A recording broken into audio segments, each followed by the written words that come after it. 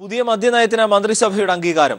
3 സ്റ്റാറിന് മുകളിലുള്ള ഹോട്ടലുകൾക്ക് bar licence അനുവദിക്കാമെന്ന് വ്യവസ്ഥ ചെയ്യുന്ന മദ്യനയം മദ്യവർജന പരിപാടികൾക്കും പ്രാമുഖ്യം നൽകുന്നു.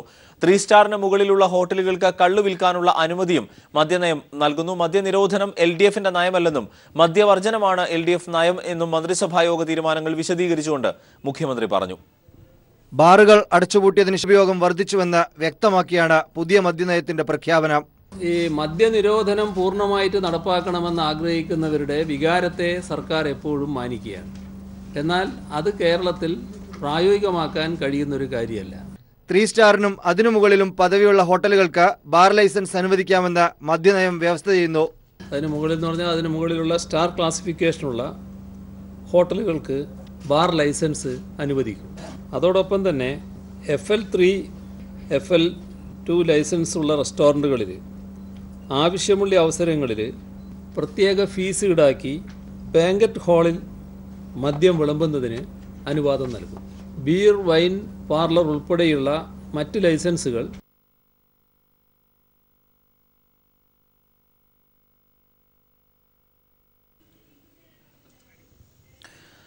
LDF യോഗത്തിൽ ചർച്ച ചെയ്ത ശേഷമാണ് സംസ്ഥാന സർക്കാർ പുതിയ മദ്യനയം പ്രഖ്യാപിച്ചത്. പുതിയ നയം ജനകീയ അടിത്തറ വിപുലീകരിക്കുമെന്ന് LDF കൺവീനർ വൈക്കം വിശ്വൻ പറഞ്ഞു. UDF സർക്കാരിന്റെ മദ്യനയം പരാജയമായിരുന്നു. കോൺഗ്രസിലെ ഗ്രൂപ്പുകളിയുടെ ഭാഗമായിരുന്നു നയം. നിലവിലെ മദ്യവിരുദ്ധ സമരത്തിന് പിന്നിൽ മയക്കുമരുന്ന് മാഫിയാണ് എന്നും വൈക്കം വിശ്വൻ കുറ്റപ്പെടുത്തി.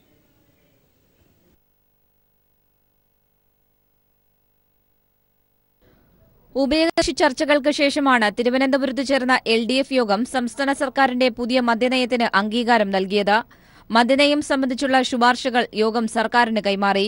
പുതിയ നയം ജനകീയ അടിത്തറ വിപുലപ്പെടുത്തുമെന്ന് യോഗ തീരുമാനങ്ങൾ വിശദീകരിച്ചുകൊണ്ട് LDF കൺവീനർ വൈക്കം വിശ്വൻ പറഞ്ഞു. ബിയറിന്റെയും വിദേശ മദ്യത്തിന്റെയും സർക്കാർ പ്രഖ്യാപിച്ച മദ്യനയത്തിനെതിരെ പ്രതിഷേധവുമായി പ്രതിപക്ഷ നേതാക്കൾ രംഗത്ത്. കേരളത്തെ മദ്യാലയമാക്കാനുള്ള നീക്കമാണിതെന്ന് പ്രതിപക്ഷ നേതാക്കൾ പറഞ്ഞു. സർക്കാർ പ്രഖ്യാപിച്ച മദ്യനയത്തിനെതിരെ രൂക്ഷ വിമർശനമാണ് UDF നേതാക്കളിൽ നിന്നും ഉണ്ടായത്. പുതിയ മദ്യനയം കേരള ജനതയോടുള്ള കൊടിയ വഞ്ചനയാണെന്ന് കോൺഗ്രസ് നേതാവ് AK ആന്റണി പറഞ്ഞു. ഊറ്റിയ ബാറുകൾ LDF എന്നാൽ തുറക്കില്ലെന്ന് പരസ്യമായി പ്രഖ്യാപിച്ച് കേരളത്തിലെ ജനങ്ങളുടെ കോടതിയിൽ സത്യവാങ്മൂലം നൽകിയ ഒരു ഗവൺമെന്റ് കൊടിയ ചതിയല്ലേ, കൊടിയ വഞ്ചനയല്ലേ, വാഗ്ദാനലംഘനമല്ലേ? മദ്യനയം പിൻവലിക്കണമെന്ന് മുൻ മുഖ്യമന്ത്രി ഉമ്മൻചാണ്ടി ആവശ്യപ്പെട്ടു. ഈ തീരുമാനം പിൻവലിക്കണം എന്നാണ് എനിക്ക് വിനീതമായി മുഖ്യമന്ത്രിയോട് അഭ്യർത്ഥിക്കാനുള്ളത്. കേരളത്തെ മദ്യാലയമാക്കുന്നതാണ് LDF സർക്കാരിന്റെ മദ്യനയമെന്ന് പ്രതിപക്ഷ നേതാവ് രമേശ് ചെന്നിത്തല കുറ്റപ്പെടുത്തി.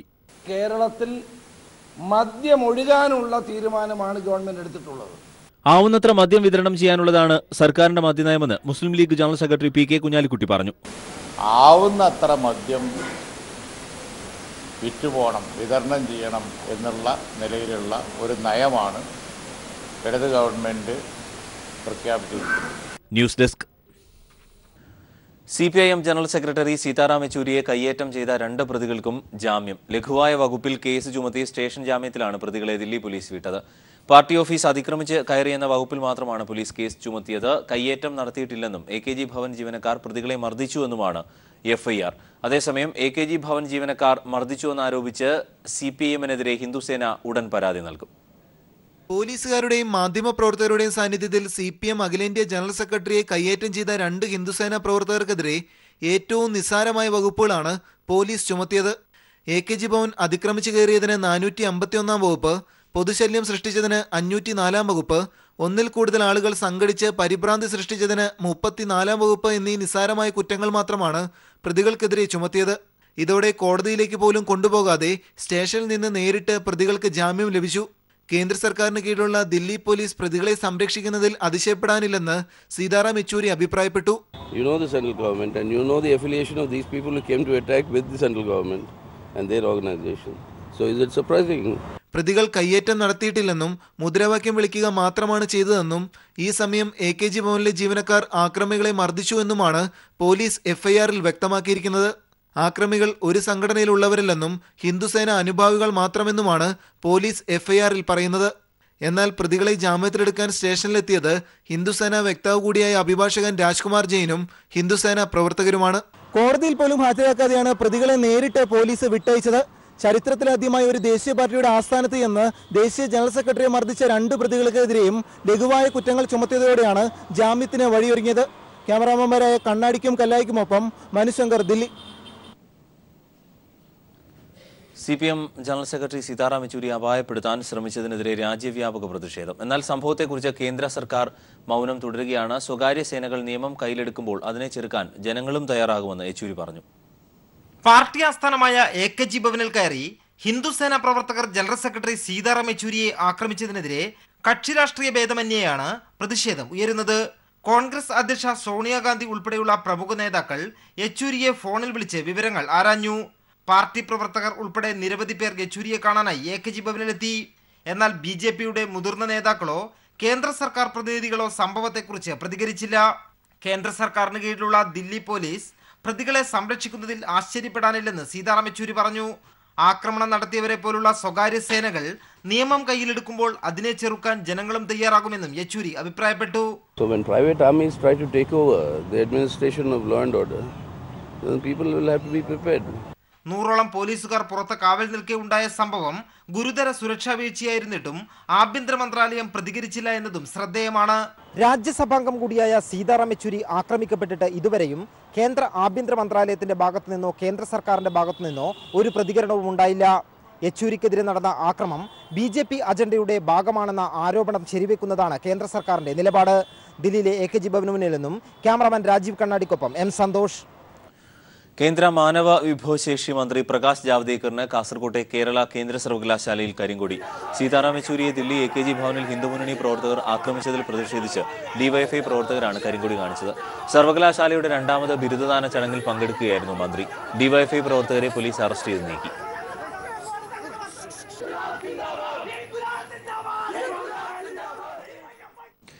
കന്നുകാലി കശാപ്പ് നിരോധനത്തിനെതിരെ നിയമസഭ ഐക്യകണ്ഠേന പ്രമേയം പാസാക്കി. കശാപ്പ് നിരോധന ഉത്തരവിന് പിന്നിൽ ഗോവധ നിരോധനമെന്ന രഹസ്യ രാഷ്ട്രീയ അജണ്ടയാണുള്ളത് എന്ന് മുഖ്യമന്ത്രി പിണറായി വിജയൻ പറഞ്ഞു. സംഘ് പരിവാറിന്റെ രാഷ്ട്രീയ അജണ്ട നടപ്പാക്കാനും വർഗീയ ധ്രുവീകരണത്തിലൂടെ രാഷ്ട്രീയ നേട്ടമുണ്ടാക്കാനുമാണ് കേന്ദ്രം ശ്രമിക്കുന്നത്. വിജ്ഞാപനം ഭരണഘടനാ വിരുദ്ധവും ഫെഡറൽ തത്വങ്ങൾ ലംഘിക്കുന്നതും നിലവിലുള്ള നിയമത്തിനെതിരാണെന്നും പ്രത്യേക നിയമസഭാ സമ്മേളനത്തിൽ മുഖ്യമന്ത്രി വ്യക്തമാക്കി. കശാപ്പ് നിരോധനം സംസ്ഥാനത്തെ ഗുരുതരമായി ബാധിക്കുന്നുവെന്ന് വിശദീകരിച്ചാണ് വിഷയം ചർച്ച ചെയ്യാൻ ചേർന്ന പ്രത്യേക നിയമസഭാ സമ്മേളനത്തിൽ മുഖ്യമന്ത്രി പിണറായി വിജയൻ ഉപക്ഷേപം അവതരിപ്പിച്ചത്. മൃഗങ്ങളോടുള്ള ക്രൂരത തടയൽ നിയമത്തിന്റെ മറവിൽ പൗരന്റെ തൊഴിൽ, വ്യാപാര, ആഹാര സ്വാതന്ത്ര്യത്തിനുള്ള മൗലികാവകാശം ഹനിക്കുകയാണ് കേന്ദ്ര സർക്കാർ ചെയ്യുന്നതെന്ന് മുഖ്യമന്ത്രി പറഞ്ഞു. സംഘ് പരിവാറിന്റെ രാഷ്ട്രീയ അജണ്ട നടപ്പാക്കാൻ കേന്ദ്ര സർക്കാർ കൊണ്ടുവന്നതാണ് ഈ വിജ്ഞാപനമെന്ന കാര്യത്തിൽ തർക്കമില്ല. കന്നുകാലി കശാപ്പ് നിരോധനം പോലുള്ള വിഷയങ്ങൾ എടുത്തിട്ട് ജനങ്ങളെ ഭിന്നിപ്പിക്കാനും വർഗീയ ധ്രുവീകരണത്തിലൂടെ രാഷ്ട്രീയ നേട്ടമുണ്ടാക്കാനുമാണ് ശ്രമിക്കുന്നത്. മാട്ടിറച്ചി നിരോധനം വരുമ്പോൾ മറ്റ് മാംസാഹാരങ്ങളുടെ വില വർദ്ധിക്കും. അങ്ങനെ ജീവിത ചെലവ് തന്നെ വർദ്ധിപ്പിക്കുന്ന തീരുമാനമാണിത്. ഈ മേഖല കൈയടക്കാനുള്ള കുത്തകകളുടെ നീക്കത്തിന്റെ ഭാഗമാണ് വിജ്ഞാപനമെന്ന് സംശയിക്കേണ്ടിയിരിക്കുന്നു. മാട്ടിറച്ചി കയറ്റുമതി കഴിഞ്ഞ 3 വർഷം കൊണ്ട് 35% വളർച്ച നേടിയിട്ടുണ്ട്. അത് മുന്നിൽ കണ്ട് ആ മേഖല കൈയടക്കാനുള്ള കുത്തകകളുടെ കുതന്ത്രവും ഈ വിജ്ഞാപനത്തിന് പിന്നിലുണ്ടോ എന്ന് സംശയിക്കേണ്ടിയിരിക്കുന്നു. സാധാരണ കർഷകന് കന്നുകാലിയെയും കൊണ്ട് ചന്തയിലേക്ക് പോകാൻ പോലും പറ്റില്ല. മാംസം കയറ്റുമതി ചെയ്യുന്ന ഈ രംഗത്തെ വൻകിട കോർപ്പറേറ്റുകൾക്കാകട്ടെ ഈ വിജ്ഞാപനം ഒരു അലോസരവും ഉണ്ടാക്കുകയുമില്ല. സംസ്ഥാനത്തിന്റെ അധികാരപരിധിയിലുള്ള കാര്യങ്ങളിൽ നിയമനിർമ്മാണം നടത്താൻ പാർലമെന്റിന് അധികാരമില്ലെന്നിരിക്കെ ഇത് സംസ്ഥാനങ്ങളുടെ അധികാരത്തിന്മേലുള്ള കടന്നുകയറ്റമാണെന്നും മുഖ്യമന്ത്രി വ്യക്തമാക്കി. നാടിന്റെ കാർഷിക, വ്യാവസായിക, തൊഴിൽ മേഖലകളെ തകർക്കുന്ന കശാപ്പ് നിരോധന വിജ്ഞാപനം ജനങ്ങളുടെ പൊതുതാൽപര്യം പരിഗണിച്ച് റദ്ദാക്കണമെന്നും മുഖ്യമന്ത്രി പിണറായി വിജയൻ പ്രമേയത്തിൽ ആവശ്യപ്പെട്ടു. ഭരണ പ്രതിപക്ഷാംഗങ്ങളടക്കം 17 പേർ ചർച്ചയിൽ സംസാരിച്ചു. പ്രമേയം പാസാക്കുന്ന വേളയിൽ BJP അംഗം O. രാജഗോപാലിന് വിയോജിപ്പ് പ്രകടിപ്പിക്കാനുള്ള അവസരം വിനിയോഗിക്കാനായില്ല. തുടർന്നാണ് പ്രമേയം ഐക്യകണ്ഠേന പാസാക്കിയത്. രാജ്യത്ത് ആദ്യമായാണ് ഒരു നിയമസഭ കശാപ്പ് നിരോധനത്തിനെതിരെ പ്രമേയം പാസാക്കുന്നത്. നിയമസഭയിൽ നിന്നും സുനിൽ അരുമാനൂരിനൊപ്പം ജിതിൻ ചന്ദ്രൻ. കന്നുകാലി കശാപ്പ് നിരോധനത്തിനെതിരെയുള്ള പ്രത്യേക സഭാ സമ്മേളനത്തിൽ നിയമസഭാ ക്യാന്റീനിൽ നിന്ന് ബീഫ് കഴിച്ച MLA-മാർ A. Pradeep Kumar, M. Naushad, R. Rajesh, IB Satheesh, Prathibha Hari, CK ആശ തുടങ്ങിയവരാണ് ബീഫ് കഴിച്ച കേന്ദ്രത്തിനെതിരെയുള്ള പ്രതിഷേധം രേഖപ്പെടുത്തിയത്. കേന്ദ്ര സർക്കാരിന്റെ കന്നുകാലി കശാപ്പ് നിരോധനത്തിനെതിരെ പ്രമേയം പാസാക്കാനായാണ് പ്രത്യേക നിയമസഭാ സമ്മേളനം ചേർന്നത്. കേന്ദ്രത്തിനെതിരെയുള്ള ഉപക്ഷേപം മുഖ്യമന്ത്രി സഭയിൽ അവതരിപ്പിച്ചു. ചർച്ചയിൽ ഭരണപ്രതിപക്ഷാംഗങ്ങൾ കേന്ദ്രത്തിനെതിരെ ആഞ്ഞടിക്കുന്നു. പിന്നീട് സഭയ്ക്കകത്ത് മുഖ്യമന്ത്രി കൊണ്ടുവന്ന പ്രമേയത്തിന് പിന്തുണ പ്രഖ്യാപിച്ച അംഗങ്ങൾ. പ്രമേയത്തിന് സഭയ്ക്ക് പുറത്തും പിന്തുണ പ്രഖ്യാപിച്ച MLA-മാർ നിയമസഭാ ക്യാന്റീനിൽ നിന്ന് ബീഫ് വാങ്ങി ആവോളം ആസ്വദിച്ച് കഴിച്ചു. ബീഫിന് കൂട്ടായി ചപ്പാത്തിയും ഇഡ്ഡലിയും. A. Pradeep Kumar, M. Naushad, R. Rajesh, IB Satheesh, Prathibha Hari, CK ആശ തുടങ്ങിയവരാണ് ബീഫ് കഴിച്ച കേന്ദ്രത്തിനെതിരെയുള്ള പ്രതിഷേധം രേഖപ്പെടുത്തിയത്. സന്തോഷമുണ്ട്. അതിന്റെ ഭാഗമായിട്ടുള്ള പ്രൊട്ടസ്റ്റ് തന്നെയായിരുന്നു രാവിലെ ബ്രേക്ക്ഫാസ്റ്റിന്റെ ഭാഗമായിട്ട് ബീഫ് കഴിച്ചത്. സാധാരണ എല്ലാ ദിവസങ്ങളിലും നിയമസഭയിലെ ക്യാന്റീനിൽ ബീഫ് ലഭ്യമാണ്. പക്ഷേ പ്രത്യേക സമ്മേളനം കണക്കിലെടുത്ത് ബീഫ് പ്രേമികൾക്കായി കൂടുതൽ ബീഫ് വിഭവം റെഡിയാക്കുകയായിരുന്നു. Sunil Arumanoor, news bureau, Thiruvananthapuram. സംസ്ഥാനത്ത് വീണ്ടും BJP നേതാവിന്റെ പ്രകോപന പ്രസംഗം. തിരുവനന്തപുരം ജില്ലാ പ്രസിഡന്റ് S. സുരേഷാണ് പ്രകോപന പ്രസംഗം നടത്തിയത്. ഇന്ത്യൻ ആർമിക്ക് കവചമായി ഉപയോഗിക്കാൻ അടുത്ത തവണ ഞങ്ങൾ കേരളത്തിൽ നിന്നൊരു ഭീകരവാദിയെ തരുമെന്നും അത് കോടിയേരി ബാലകൃഷ്ണനായിരിക്കുമെന്നും സുരേഷിന്റെ പ്രസംഗം. ഐശ്വര്യവും സംരക്ഷിക്കുന്നതിന് വേണ്ടി, ഈ രാജ്യത്തിന്റെ ഉയർച്ചയും ഉത്കർഷയും ഉറപ്പുവരുത്തുന്നതിന് വേണ്ടി നരേന്ദ്രമോദി ഗവൺമെന്റിന്റെ നേതൃത്വത്തിൽ, ഭാരതീയ ജനതാ പാർട്ടിയുടെ നേതൃത്വത്തിൽ ഈ രാജ്യത്തിൽ മുഴുവൻ തന്നെ ഉയർന്നു വന്നിരിക്കുന്ന ഒരു പുതിയ ആവേശമുണ്ട്. ആ ആവേശത്തെ തകർക്കാൻ ശ്രമിക്കുന്ന രാജ്യദ്രോഹികൾ, ഈ രാജ്യദ്രോഹികളുടെ സ്ഥാനം എന്ന് പറയുന്നത് ഭീകരവാദികളെ ആക്രമിക്കുന്ന സമയത്ത് ഇന്ത്യൻ പട്ടാളം മുമ്പ് ഒരു കാശ്മീരിയെ മനുഷ്യ കവചമായിട്ട് ഉപയോഗിച്ചു. ഇവിടത്തെ ഇന്ത്യൻ പട്ടാളത്തിനോട് ഞങ്ങൾ പറയുന്നു, ഇനി ഭാവിയിൽ നിങ്ങൾ കാശ്മീരിലെ ഭീകരവാദികളോടോ പാകിസ്ഥാൻ ഭീകരവാദികളോടോ ആക്രമണം നടത്തുന്ന സമയത്ത് നിങ്ങൾക്ക് മനുഷ്യ കവചമായിട്ട് ഉപയോഗിക്കാൻ കേരളത്തിൽ നിന്നൊരു ഭീകരവാദിയെ തരാം. ആ ഭീകരവാദിയുടെ പേര് സഖാവ് കോടിയേരി ബാലകൃഷ്ണൻ. കോടിയേരി ബാലകൃഷ്ണൻ എന്താ? BJP തിരുവനന്തപുരം ജില്ലാ ഘടകത്തിൽ പൊട്ടിത്തെറി. RSSന്റെ അപ്രമാദിത്വം അവസാനിപ്പിച്ചില്ലെങ്കിൽ കൂട്ടരാജി ഉണ്ടാകുമെന്ന് കാണിച്ച് ഒരു വിഭാഗം നേതാക്കൾ കുമ്മനത്തിന് കത്ത് നൽകി. സംസ്ഥാന നേതാക്കളുടെ സാന്നിധ്യത്തിൽ ഒരു വിഭാഗം നേതാക്കൾ രഹസ്യയോഗം ചേർന്നു. ജില്ലാ പ്രസിഡന്റ് S. സുരേഷിനെതിരെ യോഗത്തിൽ രൂക്ഷ വിമർശനം ഉണ്ടായി. BJP തിരുവനന്തപുരം ജില്ലാ ഘടകത്തിൽ ഏറെ നാളായി തുടരുന്ന ഭിന്നത പൊട്ടിത്തെറിയുടെ വക്കിലെത്തിയിരിക്കുകയാണ്. RSS പാർട്ടിയിൽ ചെലുത്തുന്ന അമിത മേധാവിത്വത്തിനെതിരെ കൂടുതൽ നേതാക്കൾ രംഗത്തെത്തിയതോടെയാണ് ഭിന്നത രൂക്ഷമായത്.